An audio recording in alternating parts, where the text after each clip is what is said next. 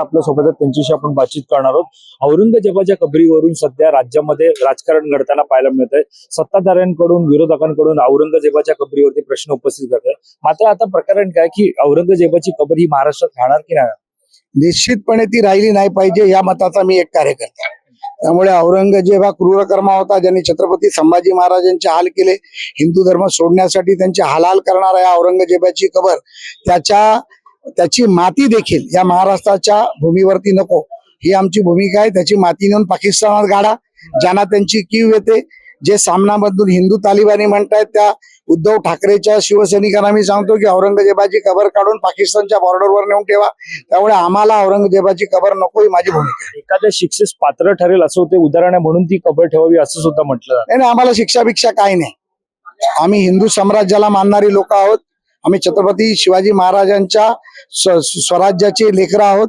त्यामुळे ज्यांनी छत्रपतीच्या आमच्या छाव्याचे हाल केले, 27 वर्ष महाराष्ट्रातल्या जनतेचे हाल केले, धर्म बदलण्यासाठी ज्यांनी दबाव टाकला, त्या औरंगजेबाची कबर काय, त्या कबरीची माती देखील आम्हाला जमिनीवर नको। राज्याचे मुख्यमंत्री देवेंद्र फडणवीस आहेत। खरं तर मुख्यमंत्री म्हणजे राज्याचे प्रमुख असतात। नेहमीच मुख्यमंत्री म्हणतात की आम्ही शिवरायांच्या नियमांनुसार आम्ही चालतो, मात्र त्यांची तुलना औरंगजेबासोबत होते। कसं पाहताय असं? आज त्याचा निषेध आम्ही सभागृहात केला। ज्या पद्धतीमध्ये काँग्रेसचे सन्माननीय अध्यक्ष सपकाळजी ज्यांनी हा निषेध केला, त्यांच्यावरती गुन्हा दाखल करण्याची मागणी केली। सभागृह बंद पाडलं। सभागृह बंद पाडल्यानंतर माननीय मंत्र्यांनी निवेदन केलंय की त्या फितेची चौकशी केली जाईल आणि त्या बाबतीतला अशा प्रकारचं जर त्यांनी वाक्य बोललं असेल तर निश्चितपणे त्यांच्यावर गुन्हा दाखल केला जाईल। आणि मी स्वतः तुम्हाला सांगतो की तो गुन्हा मी स्वतः आणि प्रवीण दरेकर दाखल करू, हे देखील आपल्या माध्यमातून सांगतो।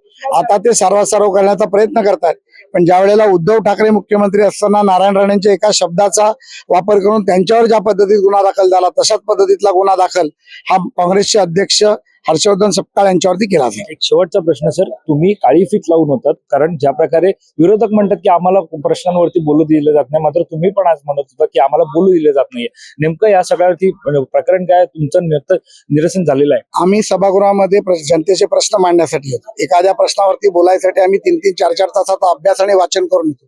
सकाळी 10 पासून संध्याकाळी 5 वाजेपर्यंत आम्ही बसल्यानंतर जर आमचं नावच नव्हतं, अशा प्रकारची भूमिका जर सचिवालय घेत असेल तर त्याचा आम्ही निषेध केला। परंतु आज सभापतींनी सामंजस्याने आमची बैठक घेतली।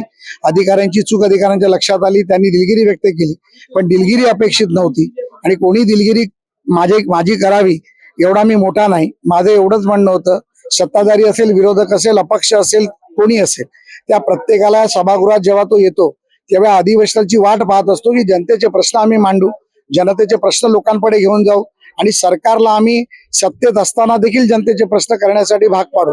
त्यामुळे अशा प्रकारे आम्हाला बोलायला द्यावं हीच माझी विनंती आहे। विधान परिषदेत भाजपची ताकद वाढेल, तिघांना उमेदवारी दिलेली, 3 जण तुमच्या सोबत आता येणार, अजून 3 लवकरच येतील।